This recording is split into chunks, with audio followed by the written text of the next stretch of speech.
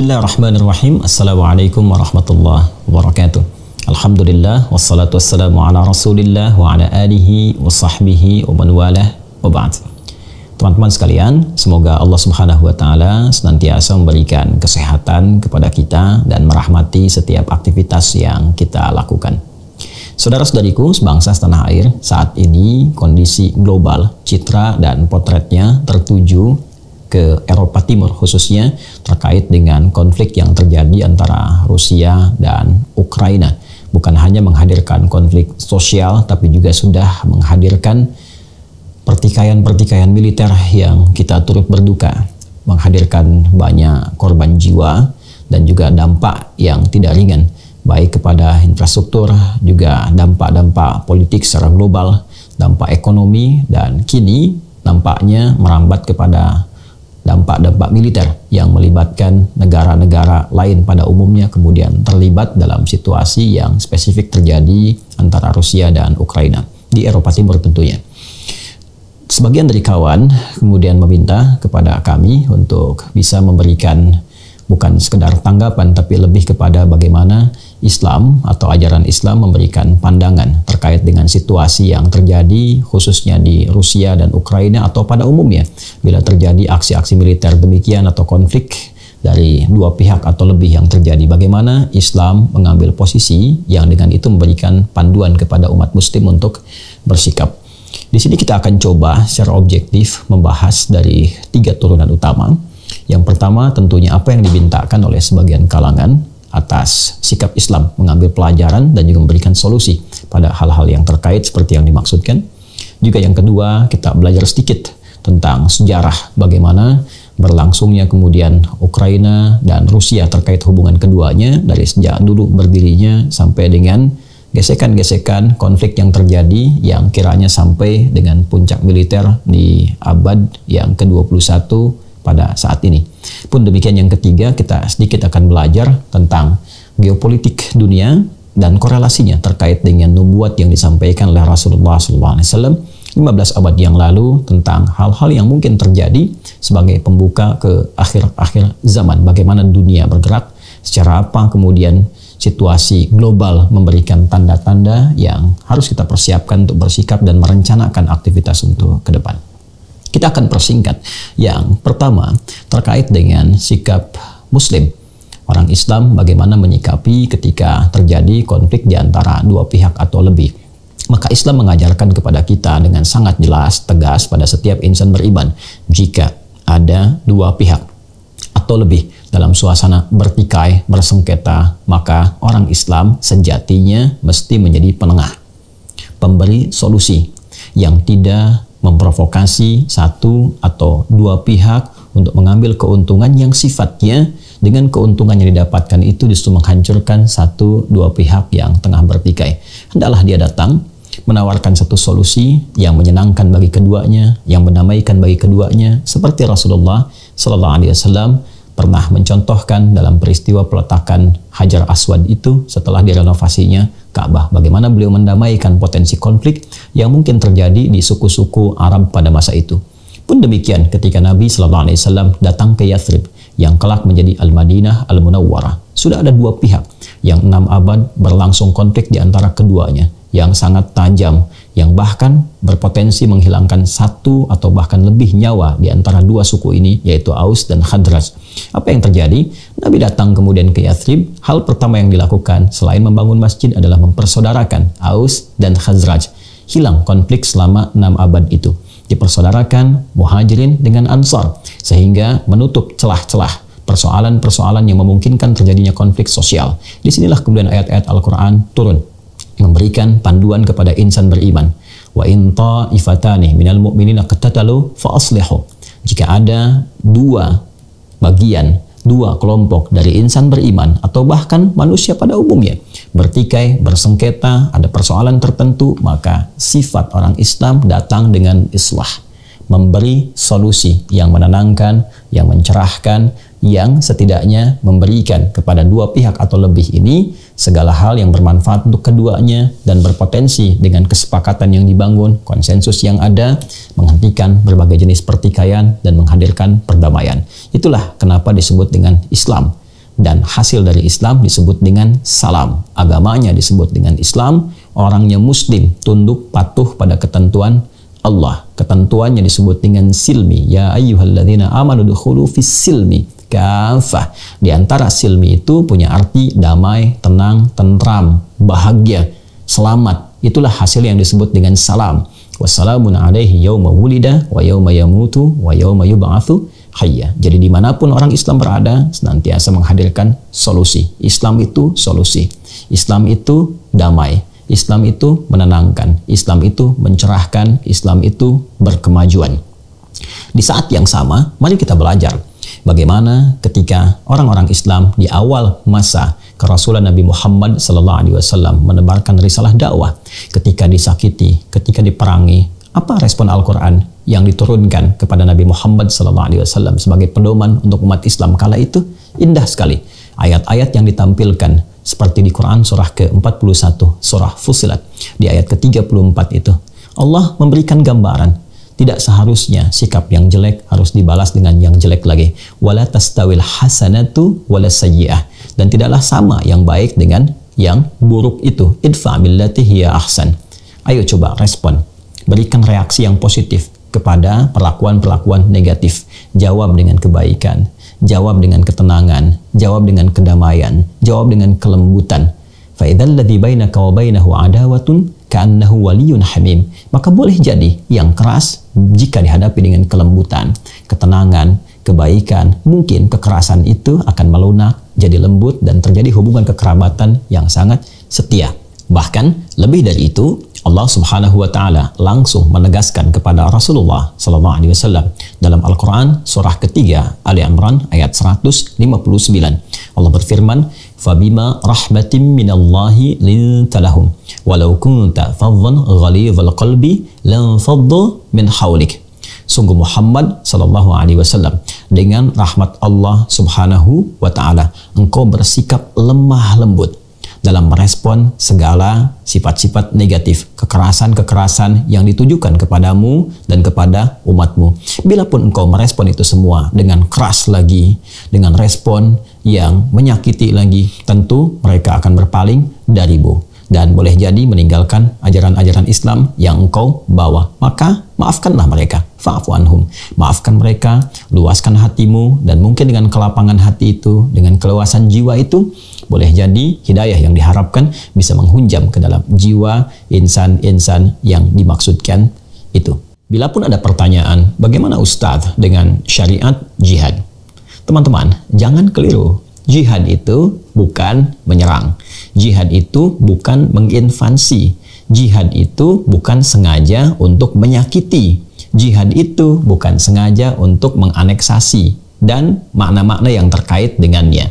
Syariat jihad itu Allah turunkan untuk memberikan perlindungan bagi umat Islam yang memang keadaannya pada saat itu terdesak mesti membela diri. Setelah sebelumnya bersabar, setelah sebelumnya melapangkan hati, namun datang kekuatan-kekuatan militer yang datang menginvasi, datang menyerang, bukan sekedar berpotensi untuk menyakiti, tapi bisa menghilangkan jiwa, mengganggu kedaulatan, mengganggu keamanan. Bahkan setelah Nabi berada di Madinah pun, ada serangan yang datang ke Madinah. Serangan dengan skala militer yang cukup tinggi dan bersifat menghancurkan dan juga bisa mengancam kedaulatan yang telah terjadi dari konsensus Piagam Madinah yang telah disepakati oleh masyarakat pada saat itu. Maka turunlah kemudian Quran surah ke-22, surah Al-Hajj di ayat yang ke-39 itu. Perhatikan redaksinya. Udzina lilladzina yuqataluna bi annahum zulimu wa innallaha ala nasrihim laqadir. Udzina lilladzina yuqataluna bi annahum zulimu. Diizinkan mulai sejak ini kepada orang-orang yang diperangi itu, yang diinvasi itu, yang dituju untuk disakiti itu, ya, dan mereka dizalimi. Bi annahum zulimu, karena mereka dizalimi, disakiti, terancam, kedaulatannya terancam, jiwanya terancam, fisiknya terancam, negerinya terancam. Ya, dalam keadaan terancam itu diizinkan kata Allah untuk membela diri, dan itu normal terjadi. Jadi syariat jihad yang diturunkan adalah syariat yang oleh Allah Subhanahu wa taala ditujukan pertama untuk membela diri. Ketika terancam, silahkan membela. Yang kedua, menjaga kedaulatan. Ketika kedaulatan terancam, silakan hadir untuk mempertahankan. Yang ketiga, ini yang paling menarik, dan ini adalah fitrah bawaan dalam berkehidupan. Ya, apa itu? Umumnya, seseorang ingin mendapatkan kedamaian, ketentraman, kebaikan, dan membela diri untuk melahirkan kedamaian, ketentraman, kebaikan, sehingga tidak terjadi potensi-potensi untuk menyakiti lagi karena memiliki izzah, memiliki kekuatan, dan orang dengan kekuatan itu akan sungkan, akan segan untuk menyakiti atau melakukan tindakan-tindakan yang bisa merusak. Itu normal dalam berkehidupan. Jadi jihad bukan ingin menghancurkan orang lain. Jihad bukan ingin menimbulkan kekacauan, apalagi kesan-kesan terorisme yang seringkali dimunculkan kekinian. Itu adalah sesuatu yang salah total, totally wrong. Ya, satu paradigma yang dibangun, citra yang ditunjukkan, tapi keliru dalam memahami baik konsep ataupun terapannya.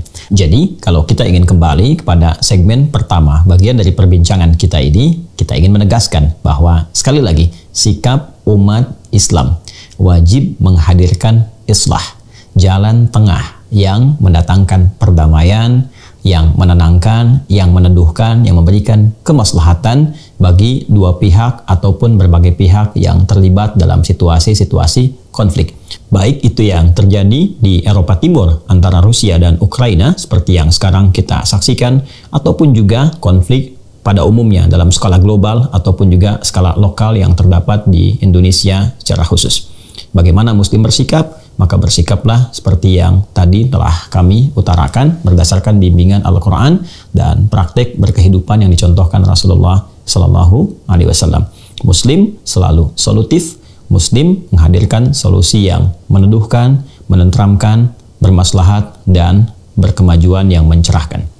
Sekarang kita akan masuk pada perbincangan yang kedua tentang situasi yang terjadi antara Rusia dan Ukraina berdasar tinjauan sejarah, dan ini akan memberikan landscape yang lebih luas dan juga pandangan yang lebih objektif, karena kita tidak bisa melihat satu persoalan yang terjadi di satu tempat hanya dari sudut pandang kita pribadi saja.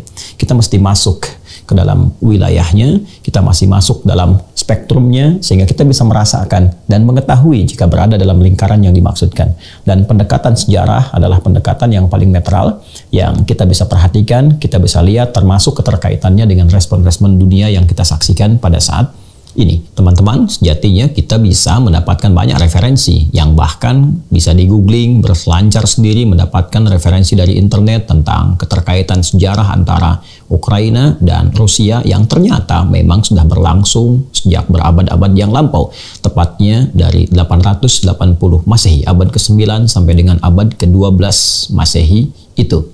Keterkaitan dan keterikatan antara Rusia dan Ukraina seperti kita ketahui sudah berlangsung dari sejak zaman kerajaan Kievan Rus atau Kiev-Saya Rus di Eropa Timur, wilayah Slavia Timur khususnya. Dari mulai Novgorod yang sekarang disebut dengan Rusia itu, dan kelak kemudian dialihkan oleh Oleg ke wilayah Kiev yang kita kenal sebagai ibu kota Ukraina pada saat ini di abad ke-9. Sampai berlangsung sebagai pusat politik, pusat ekonomi di abad yang ke-11, dan memang sejak saat itu keterikatannya begitu kuat, bahkan menyatu. Saya ingin lompat cepat ya sampai kemudian terjadi satu pertikaian-pertikaian, perselisihan-perselisihan yang memisahkan di antara keduanya, bahkan wilayah-wilayah yang berada di sekitarannya, baik itu Belarusia ataupun yang sekarang menjadi wilayah-wilayah lain seperti negara Polandia, atau nanti kemudian batasan-batasannya Rumania dan Lituania dan sekitaran-sekitarannya, atau wilayah juga yang termasuk dalam wilayah Balkan yang kita kenal saat ini. Teman-teman, masa Soviet pada kisaran awal abad ke-20 menyatukan kembali wilayah-wilayah ini, baik apa yang tadi saya sebutkan dan khususnya terkait dengan Rusia dan Ukraina, maka dijadikan satu kesatuan wilayah di Soviet, baik wilayah Balkan, kemudian juga Ukraina dan termasuk Rusia di dalamnya. Disatukan dalam satu kesatuan, disebut wilayahnya dengan Uni Soviet, dan membentuk satu fakta pertahanan tertentu di tahun 1955 dikenal dengan Fakta Warsawa, seperti yang pernah kita pelajari dalam sejarah. Satu bencana muncul sekitar tahun 1930-an di era Stalin saat memerintah di Uni Soviet itu, ketika Stalin diduga mendesain satu bencana khusus di wilayah Ukraina yang menyebabkan kelaparan yang akut sehingga menyebabkan banyak orang meninggal dunia pada masa itu. Diduga banyaknya populasi di Ukraina yang meninggal dengan harapan digantikan oleh generasi-generasi tertentu yang diduga menghadirkan kesetiaan yang tinggi terhadap Uni Soviet ataupun kepemimpinan Stalin dan orang-orang setelahnya. Pun ini diperparah dengan terjadinya satu kebakaran dahsyat di pusat nuklir di Chernobyl sekitar tahun 1986 yang ini juga menelan banyak korban jiwa di warga Ukraina pada masa itu. Ini yang sesungguhnya menghadirkan satu rasa berbeda, konflik-konflik awal, akar-akar sekam yang menghadirkan bara di kemudian hari, keinginan untuk berlepas, keinginan untuk berpisah dari sebab-sebab yang tadi telah disebutkan. Puncaknya pada tahun 1991 terjadi puncak dari Perang Dunia Kedua, khususnya antara blok timur dari Soviet dengan blok barat yang dikomandoi oleh Amerika pada masa itu, yang secara singkat menghadirkan kekalahan dari blok timur di pihak Uni Soviet pada khususnya, yang secara konsekuensi langsung dari itu semua menghadirkan bubarnya Uni Soviet, dan tibalah kemudian masa-masa negara-negara berpecah, hadir negara-negara kecil, lebih kecil saya maksudkan dibandingkan dengan Uni Soviet yang melahirkan Rusia seperti kita kenal saat ini. Kemudian Ukraina juga termasuk Belarusia yang sebagian dari itu semua kemudian membentuk satu persemakmuran yang dikenal dengan CIS atau Commonwealth of Independent States. Ya, jadi perhimpunan negara-negara yang merdeka dari Uni Soviet pada masa itu. Saya tadi sebutkan ada Rusia, ada Ukraina, ada Belarusia, dan beberapa negara-negara yang lainnya termasuk juga dari negara-negara Balkan. Teman-teman sekalian, setelah itu terjadi pasang surut yang kita bisa saksikan saat ini. Ada yang lebih kemudian cenderung ke wilayah-wilayah yang Eropa Timur untuk menyatukan kembali visi-visi masa lalu, dan ini diwakili oleh Rusia. Rusia masih punya ambisi-ambisi yang sangat tinggi bagaimana menghadirkan kebesaran-kebesaran di masa Uni Soviet dulu, sampai kesan yang dibangun bagaimana ingin menyatukan satu wilayah besar disebut dengan Kekaisaran Rusia, sehingga nostalgia masa lalu menjadikan Rusia ingin memperlebar wilayah-wilayahnya, dan kemudian juga bukan hanya ingin menganeksasi, tapi juga ingin menjadikan setiap wilayah-wilayah kecil yang dipimpin oleh pemimpin-pemimpin tertentu tetap menginduk kepada Rusia. Dan ini yang terjadi kemudian pergolakan-pergolakan, bagaimana dikondisikan setiap pemimpin-pemimpin di wilayah bahkan seperti Belarusia, termasuk juga Ukraina yang pro terhadap Rusia. Dalam masa perkembangannya, kemudian Rusia yang kelak dipimpin sampai dengan sekarang oleh Vladimir Putin yang mantan dari anggota KGB itu, kemudian berusaha membenahi, menata kembali negara Rusia sehingga menghadirkan banyak kekuatan-kekuatan di berbagai bidang, baik itu stabilitas di bidang ekonomi, termasuk juga di militer, bahkan sekarang menjadi negara terkuat nomor 3 di dunia dari segi angkatan militernya. Dan tentunya menghadirkan ini semua nostalgia-nostalgia masa lalu, di mana Rusia menginginkan kembali berjaya seperti Soviet di masa lalu yang memiliki wilayah yang cukup luas dan berharap membangun kekaisaran yang cukup luas dengan wilayah-wilayah yang pernah dicakup oleh Soviet pada umumnya di masa lalu. Keinginan ini yang menjadikan kemudian Rusia berusaha untuk menjadikan wilayah-wilayah kecil itu ya yang di sekitaran di Eropa Timur bisa dianeksasi kembali atau setidaknya dibiarkan untuk memimpin wilayah-wilayah kecil di bawah pengaruh Rusia. Maka dijadikanlah kemudian pemimpin-pemimpin seperti di Ukraina, di Belarusia, pro kepada Rusia, pro kepada blok timur, dalam hal ini wilayah yang pernah menyatu dengan Soviet di masa lalu. Maka kita lihat misalnya di Ukraina sendiri sampai tahun 2014 dipimpin oleh presiden bernama Viktor Yanukovych yang sejatinya pro terhadap Rusia. Namun nahasnya di tahun 2014 itu terjadi demonstrasi besar yang diduga oleh Rusia diprovokasi oleh Barat sehingga menggulingkan kepemimpinan Viktor Yanukovych. Ini yang kemudian mengakibatkan kemarahan dari Vladimir Putin yang pada saat itu memutuskan untuk menganeksasi wilayah Crimea, yaitu di Ukraina bagian timur, yaitu Ukraina di bagian timur di masa-masa kekosongan sebelum terpilihnya presiden yang baru. Dan lebih daripada itu, Putin juga kemudian menjadikan separatis-separatis yang ada di wilayah Ukraina bagian timur yang memang sejatinya pro terhadap Rusia, dan mereka populasinya cukup banyak, berbahasa Rusia juga, disupport terus untuk memberikan dukungan dan memerdekakan diri dari Ukraina, khususnya di wilayah Donbas itu yang spesifik terkait dengan Luhansk dan Donetsk. Sampai kemudian kepemimpinan diambil alih oleh mantan komedian yang kita kenal sekarang dengan Volodymyr Zelensky.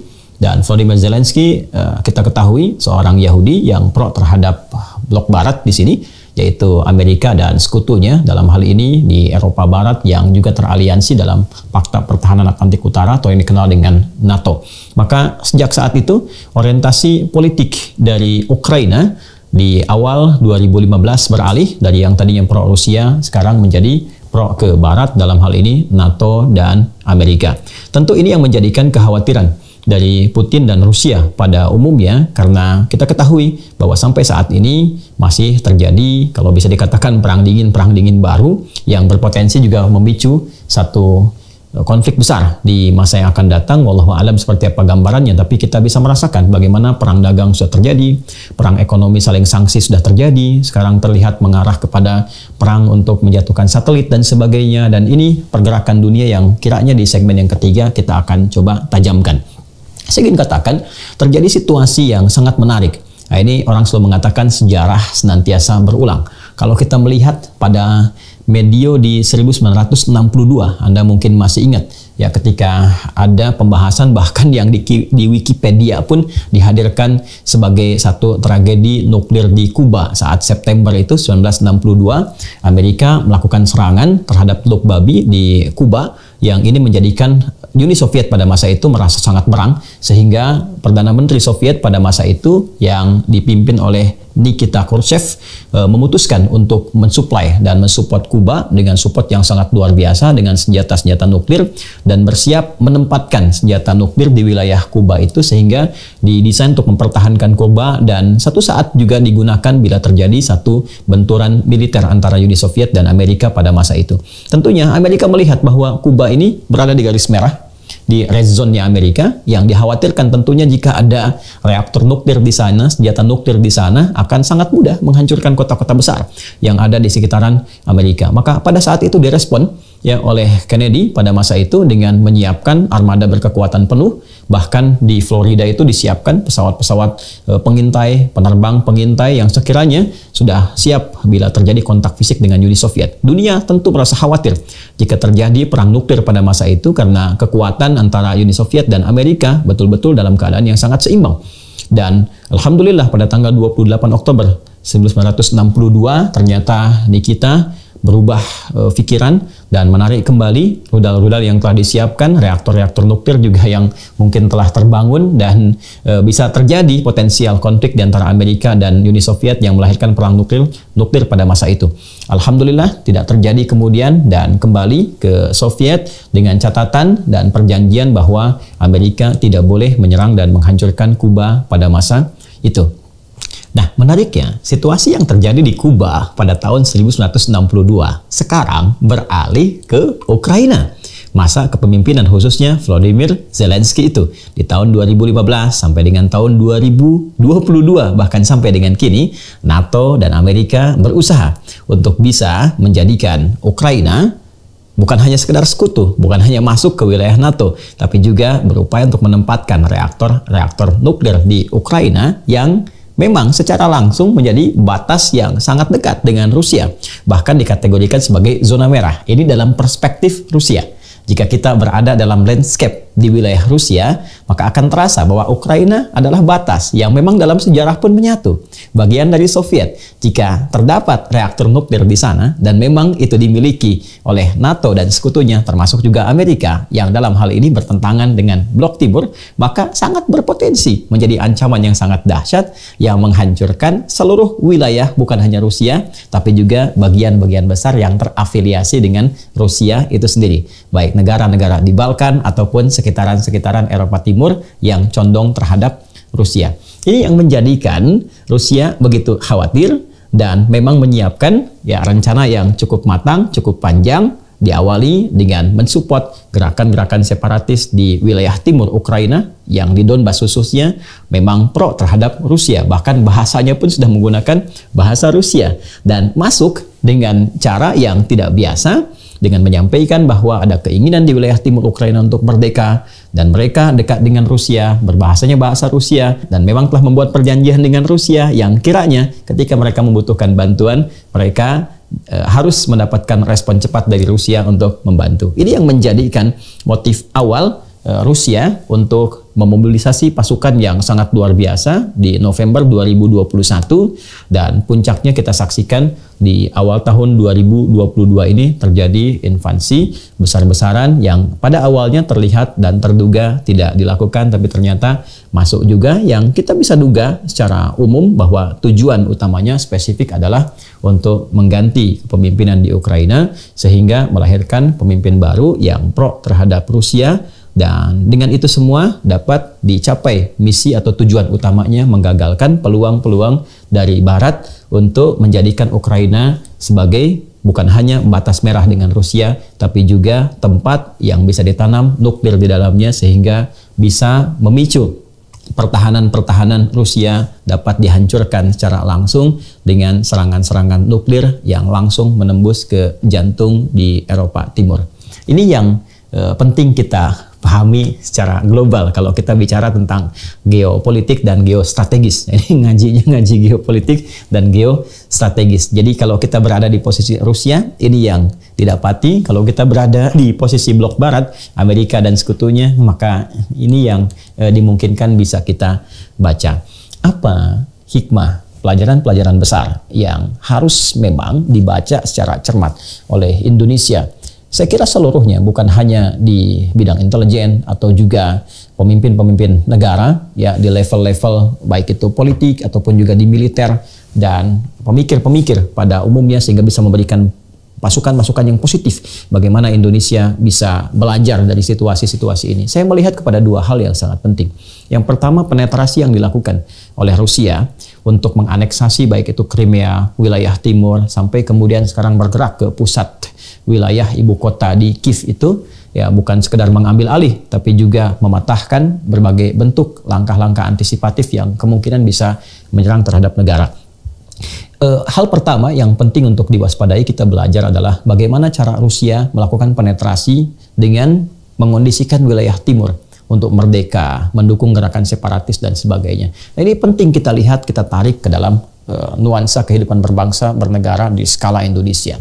Bila ada gerakan-gerakan separatis, apalagi yang meminta dukungan-dukungan kepada luar, ya bahkan menghadirkan wacana-wacana, menghadirkan kesan-kesan negatif terhadap pemerintahan negara Indonesia, itu patut diberikan perhatian yang kuat, perhatian yang tinggi, ya supaya tidak terjadi di masa depan bahwa ada pengakuan dari dunia luar, dan dengan pengakuan itu kemudian masuk pasukan-pasukan dari luar, ya masuk kemudian invasi dari luar untuk menganeksasi atau mengambil wilayahnya, dan ini sangat berbahaya, sangat berbahaya. Atau kalau kita tarik lagi, lebih dekat lagi, skalanya kita perkecil lagi, maka kita mesti mewaspadai berbagai gejala-gejala konflik sosial yang menghadirkan polarisasi di lingkungan masyarakat Indonesia, di lingkungan bangsa Indonesia. Ini yang harus diwaspadai. Sekarang kita melihat gejala-gejalanya, ya bagaimana berbagai pihak dibenturkan. Bahkan di umat Islam saja bagaimana ada faksi Kiai A, Kiai B, gitu kan? Di Habib A, Habib B, ulama faksi A, ulama faksi B, masyarakat versi A, versi B.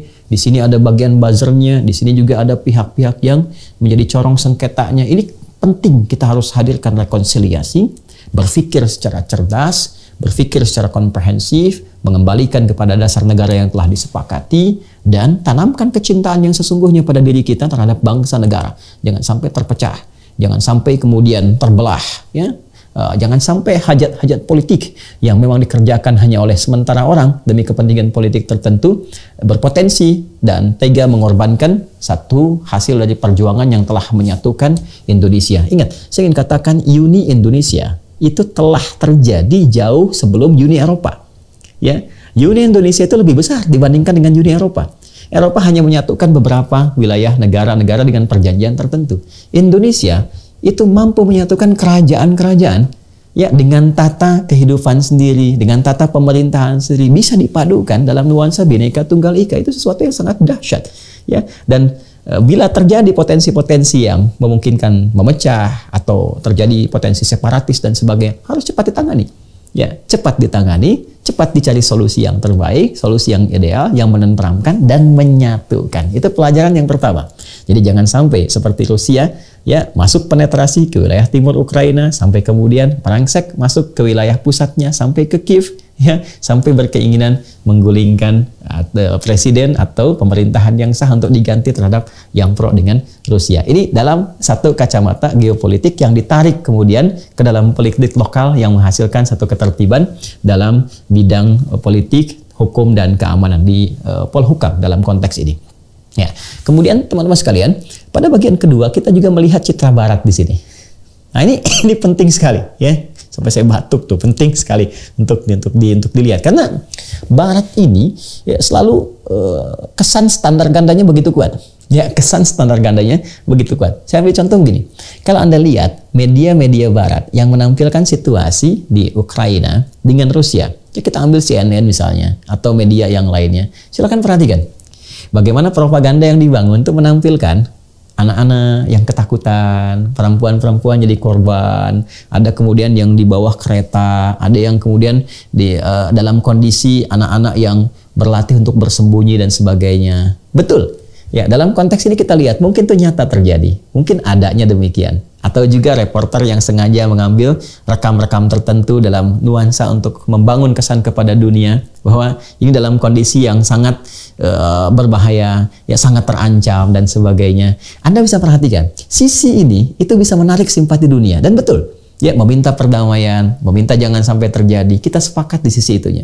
Tapi kita bertanya, di mana semua gambar, video, rekaman itu ketika terjadi invasi kepada Irak?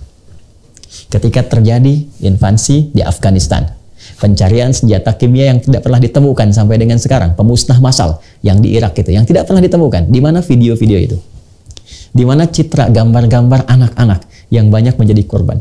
Perempuan-perempuan yang mengalami pelecehan, ya, tempat-tempat yang mengalami kehancuran. Video seperti sekarang itu tidak pernah ada. Berita-berita yang digambarkan tidak pernah muncul. Sehingga dengan berita dan video itu tidak mencegah tragedi di Irak itu berlanjut. Tidak mencegah harapan-harapan untuk menemukan senjata pemusnah massal itu tidak dilakukan. Karena memang tidak ada sama sekali. Dan bagaimana kejadian di Taliban? Ya, harapan-harapan tertentu yang semula mengkreasikan bagaimana menciptakan ya semacam pejuang-pejuang, kalau kita bisa sebut pejuang-pejuang lokal, ya kan? Milisi-milisi dalam bahasa kekinian yang didesain untuk mengalahkan Soviet. Dan setelah Sovietnya kalah, ternyata Amerikanya bertahan. Dan yang paling menarik kemudian menjadikan persoalan baru. Konflik antara Amerika dengan milisi-milisi ini yang menghasilkan terorisme yang sekarang kita kenal dan mendunia itu. Sebetulnya persoalan-persoalan terorisme yang percikannya sampai ke Indonesia itu bukan masalah kita. Bukan problem Indonesia. Itu problem yang terjadi antara Amerika dengan Afghanistan. Yang sebetulnya pecahan juga antara Amerika dengan Soviet. Jadi kita kebagian cipratannya, kita kebagian bersih-bersihnya. Ini jadi persoalan juga. Ya, alih-alih sekarang isu yang dibangun ada Arabisasi, ada isu tentang ya taruhlah hal-hal kecil yang dimunculkan seakan-akan Arab yang mendatangkan persoalan, seakan-akan Islam yang mendatangkan kekerasan dan sebagainya. Padahal kalau kita kaji kembali kepada intinya, inilah percikan-percikan persoalan yang bahkan bukan milik kita. Bukan punya Indonesia, yang punya masalah Amerika dengan Soviet. Ya, terjadinya di mana? Di Afghanistan. Yang dibikin apa kemudian? Ada Al-Qaeda. Ada apa lagi? Ada Taliban kemudian. Lalu berkembang kemana? Berkembang kemudian ke Irak. Berkembang kemana lagi? Berkembang ke Syria. Dibikin apa lagi? Dibikin ISIS. Siapa yang membuat ISIS? Amerika juga. Yang jadi persoalan ketika kombatan milisi-milisi itu menyebar kemudian ke tempat masing-masing, ada yang pulang ke negara masing-masing karena persoalannya dengan Amerika. Amerika harus memberikan kesan ini musuh, ini bahaya, ini bisa menghancurkan aset, sehingga dibangunlah kampanye apa yang disebut dengan terorisme itu. Maka ini teroris, ini teroris. Karena yang disebut teroris adalah alumni-alumni di wilayah-wilayah ini. Wilayah-wilayah di Afghanistan, wilayah di Irak, wilayah Pakistan, wilayah kemudian di Syria dan sebagainya. Ketika menyebar ke tempat-tempat yang berbeda. Yang memang di antara mereka ada yang memang ingin berniat berjuang, ingin membantu, ya, tapi berada dalam spektrum pertikaian antara Amerika dengan Uni Soviet yang menjadikan ini sebagai proksi bahkan tempat untuk terjadinya persaingan dan peperangan militer. Ketika berpecah itulah yang harus muncul, ini berbahaya, ini teroris. Maka secara tidak langsung semua negara-negara yang menyatu, bersekutu atau di bawah tekanan Amerika harus memberikan satu kesan yang sama, kalimat yang sama. Kalau kata Amerika teroris, ya itu teroris. Harus disusun satuan khusus untuk menangani itu. Potensi-potensi yang mungkin terjadi, yang bisa menghancurkan aset Amerika di beberapa tempat, termasuk di Indonesia. Ini yang menjadikan saat ini pun kita sibuk mengatasi terorisme. Padahal kita lihat dari sebelum 2001 itu ke belakang, mana terjadi bom-bom meledak itu. Mana ada isu terorisme. Dan menariknya, selalu isu terorisme itu selalu dilekatkan dengan siapa? Dengan Muslim. Di mana ajarannya? Di Islam. Dan kesan yang dibangun sedunia, kampanyenya serupa. Kalau disebutkan Islam, kalau disebutkan teroris, disebutkan terorisme, maka tiga bagian ini selalu menyatu. Terorisme adalah Muslim. Ya, teroris adalah Muslim. Terorisme bersumber dari Islam. Itu yang dikesankan ya. Padahal yang punya problem siapa? Yang punya problem Amerika dan musuh-musuhnya. Indonesia tidak menjadi bagian dari itu. Maka saya ingin katakan, kita mesti cerdas. Silahkan lihat narasi-narasi yang dibangun saat ini. Jika disebutkan teroris, padahal kita sepakat, teroris bersumber dari paham-paham kekerasan, paham-paham teror. Dan akal sehat kita mengatakan, agama tidak mengajarkan teror. Apalagi Islam, yang akar katanya juga mengacu dari akar kata salam, yaitu damai, tentram, toleran, baik, dan sebagainya. Silahkan cek, siapapun yang terafiliasi dengan terorisme ini, disebut dengan teroris, bukan hanya agamanya adalah Islam, tapi sumber akarnya pasti akan mengakar pada konflik antara Amerika dengan Soviet dulunya, tidak jauh pada wilayah Afghanistan, Irak, Syria, Pakistan, dan wilayah-wilayah yang dimaksudkan. Selain tentunya aspek-aspek lain, keserakahan golongan-golongan tertentu, keserakahan dari golongan-golongan sementara yang ingin menguasai dunia, ada aspek timbangan politiknya, ekonominya, geostrategisnya, dan lain-lainnya. Tapi kita mesti belajar dari situasi yang terjadi saat ini. Kita harus berdaulat. Ya, kita punya Pancasila, silanya ketuhanan yang Maha Esa. Turunannya adalah menghormati, menjamin hak-hak beragama. Jangan sampai persoalan di tempat lain, di negara lain mengganggu kedaulatan kita. Isu-isu Amerikanisasi itu lebih berbahaya dibandingkan dengan Arabisasi. Sekarang semuanya mesti menjadi Indonesia. Hal-hal yang sekiranya bisa menggugurkan kebiasaan-kebiasaan kita, budaya-budaya kita yang baik, saling menghormati, toleransi dalam beragama, nampaknya mesti ada cara pandang yang baru. Kita harus bebaskan dari kungkungan pemikiran yang menjadi konflik di luar. Jangan sampai konflik yang terjadi di luar, percikannya sampai ke kita, dan bahayanya memengaruhi cara kita berpikir. Sehingga terekam di paradigma kita bahwa kalau teroris harus sama dengan apa yang disampaikan oleh Amerika. Kalau buruk harus sama dengan sampah yang disampaikan oleh Cina. Kalau seperti ini harus sama dengan apa yang disampaikan oleh Arab. Tidak. Indonesia punya persepsi sendiri. Indonesia punya budaya sendiri, punya ketahanan sendiri, dan punya konsensus keberagamaan yang disepakati. Islam adalah Islam. Mau dimanapun, mau di Arab, di Indonesia, di Eropa, di Amerika, tidak ada perbedaan-perbedaan. Kita tidak bisa mengatakan, ini Islam versi Indonesia, ini Islam versi Arab. Tidak, Islam satu. Islam, ya Islam. Sholatnya sama, puasanya sama, hajinya sama, umrohnya sama, ajarannya sama. Dan indahnya, ajaran itu memberikan keselarasan di setiap tempat untuk sesuai dengan budaya yang diterapkan di tempat itu. Jadi kita tidak perlu juga misalnya ke Arab-Araban dan saat yang bersamaan ke Amerikaan. Kalau memang terkait dengan budaya. Tapi tolong pisahkan. Tidak semua apa yang kita kerjakan dalam konteks beragama itu mesti dipahami dengan tempatnya. Ya, sehingga digeserlah kemudian dari sebetulnya ini ajaran Islam seakan-akan ajaran Arab. Jika terjadi seperti itu patut diwaspadai. Apakah ini pemikiran orang Islam atau ini percikan-percikan yang muncul di konflik di tempat lain yang dibawa ke tempat kita yang sebetulnya sudah tenang, teduh, dan matang dalam bertoleransi. Dua. Ini hangat ya, belajarnya dalam gitu di sini. Yang terakhir, yang ketiga adalah, teman-teman sekalian, ini bagian yang terpenting dari nubuat Rasulullah SAW 15 abad yang lalu, bahwa kelak di masa depan ada pembuka satu zaman baru, pembuka tatanan dunia baru. Saat mulai, yang pertama kata Nabi, taqarubul aswaq. Saat mulai pasar itu berdekatan dan mudah diakses. Sekarang terjadi. Dulu orang belanja pergi ke pasar. Ada naik kendaraan, mobil, angkot, motor, dan sebagainya. Sekarang di handphone, masuk saku, bisa diakses. Taqarubul aswaq. Yang konsekuensinya bukan hanya mempercepat terjadi transaksi, tapi juga peluang-peluang pelanggaran-pelanggaran terhadap syariat itu rentan terjadi. Riba. Berapa banyak sekarang ada pinjaman online. bisnis yang tidak jelas, ya kan? Judi online dan sebagainya. Hal-hal yang berpotensi menghadirkan persoalan-persoalan serius, bukan hanya merusak tata kelola kehidupan ekonomi. Ada yang bermanfaatnya banyak, tapi juga potensi-potensi terjadinya pelanggaran syariat cukup tinggi. Bila ini terjadi dan menjadi marak dilakukan oleh umat Islam, maka ini adalah pengantar kepada tata dunia baru yang menuju ujung kehidupan. Satu.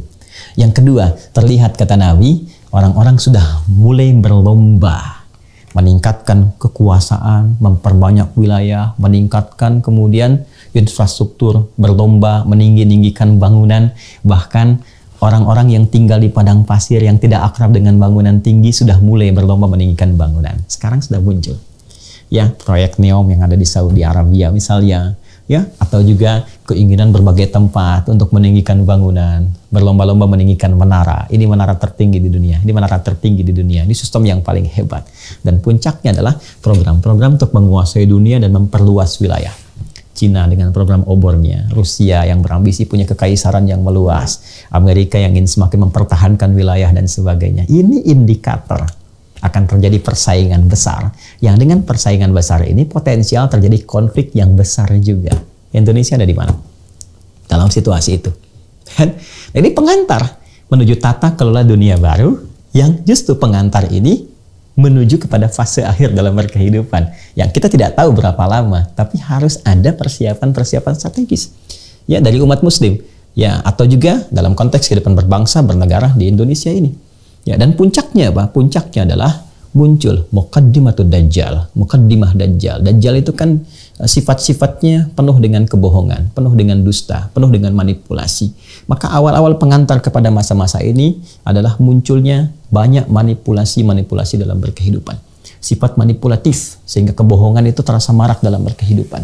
Terlihat seperti benar padahal salah, terlihat seperti memihak, padahal juga di belakang berkongsi juga dalam keburukan. Ya, terlihat seperti ini apa adanya, ternyata keliru. Ya, berganti setiap situasinya. Dan nanti puncaknya ada segelintir golongan-golongan tertentu, ya, yang memang menyiapkan kedatangan satu sosok yang diharapkan bisa memimpin dunia kepada arah yang telah dipersiapkan. Ini yang tafsir yang kontemporer terkait dengan antalidal amatu rabbataha. Ya, ada pembantu melahirkan tuannya. Dulu dipahami ini terbalik, tertukar. Ya, hubungan zina melahirkan kemudian tuan, orang yang merdeka. Ada lagi yang dipahami keburukan dipahami dengan kebaikan, tertukar suasana. Sekarang tafsirnya menjadi antalidal amatu rabbataha, pembantu melahirkan tuannya. Ada sekelompok orang, ya, yang menunggu tuannya tiba, menunggu dajjalnya tiba, maka mereka menyiapkan diri. Ini pembantu sedang menyiapkan supaya tuannya muncul, ya. Dan pembantu inilah orang-orang kecil, segelintir.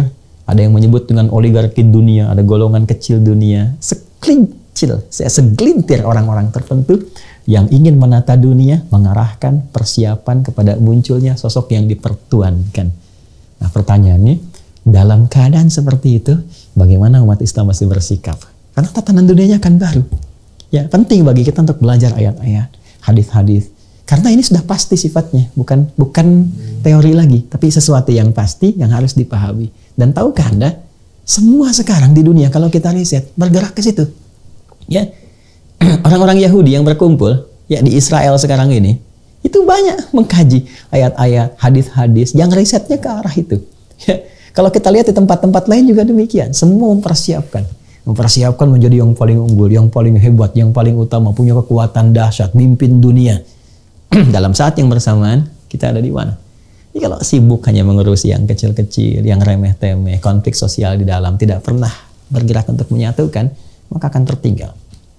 Ya, pembahasan itu memerlukan satu edisi yang baru. Nanti mungkin ada saatnya kita mengkaji secara serial bagaimana narasi tentang akhir zaman itu penting untuk diulas dan dibahas. Saya kira kita tarik ke masalah Ukraina-Rusia dulu dalam konteks ini. Jadi saya simpulkan, perlu kiranya kita bersikap sebagai umat Islam. Dan saya kira Indonesia sebagai negara muslim ya, negara muslim, maksudnya dengan penduduk umat Islam terbesar di dunia, harus menampilkan wajah yang baik, penengah, solutif, yang mendamaikan dan mencerahkan dalam situasi dunia yang dihadapi saat ini. Dan tampil dengan elegan, ya, elegan, tampil ke dunia secara elegan dan terlihat posisinya, kebesarannya. Dan sekarang juga kalau kita lihat juga pemimpin di G20, ya, saya kira harus mengambil peran yang sangat baik di situ, ya, sehingga dengan peran-peran yang baik ini, yang luas, yang juga solutif, tentu akan mendapat apresiasi dan perhatian dunia yang tinggi. Ini yang pertama. Kemudian yang kedua, seperti tadi saya gambarkan, bahwa belajar dari peristiwa ini jangan sampai kita terpecah belah. Lihat potensi-potensi konflik di wilayah-wilayah di Indonesia. Ya sudah, bukan zamannya lagi sekarang. Harus ada rekonsiliasi, harus ada keutuhan, kekuatan, mencermati pentingnya bernegara yang baik, mencintai dengan benar, menghargai pejuang-pejuang di masa lalu yang digambarkan lewat bendera merah putih ini. Kan? Dan yang ketiga juga penting kita melihat nubuat-nubuat di masa lalu, karena kita negara bukan negara agama tapi negara beragama, ketuhanan yang Maha Esa. Silahkan setiap agama dengan konsepnya sendiri. Bagi umat Islam harus belajar. Kita harus pelajari, riset nih hadis-hadis, ayat-ayatnya. Apa yang terjadi di masa yang akan datang? Bagaimana kemudian agama mengabarkan, memberikan pedoman, dan sampai sekarang nyata terjadi. Seperti itu adanya. Kita rasakan sekarang dari pasar yang tadi saya sampaikan, suasana digital yang berkembang, kemudian beberapa negara sudah mulai bergerak, ya, golongan-golongan kecil yang ingin menguasai dunia dan mengatur berbagai hal yang seperti sekarang kita rasakan. Ya, saya kira itu yang bisa diuraikan. Semoga Allah mengampuni kita, memberikan petunjuk kepada kita untuk bersatu, bersikap, memperbaiki diri, dan puncaknya menyiapkan bekal terbaik sebelum kembali kepada Allah Subhanahu wa Ta'ala. Kita tidak tahu apa yang akan terjadi esok, tapi kita bisa menyiapkan rencana-rencana terbaik untuk menyiapkan hari esok yang indah dan membahagiakan. Demikian, subhanakallahumma bihamdika asyhadu an la ilaha illa anta astaghfiruka wa atubu ilaik. Assalamualaikum warahmatullahi wabarakatuh.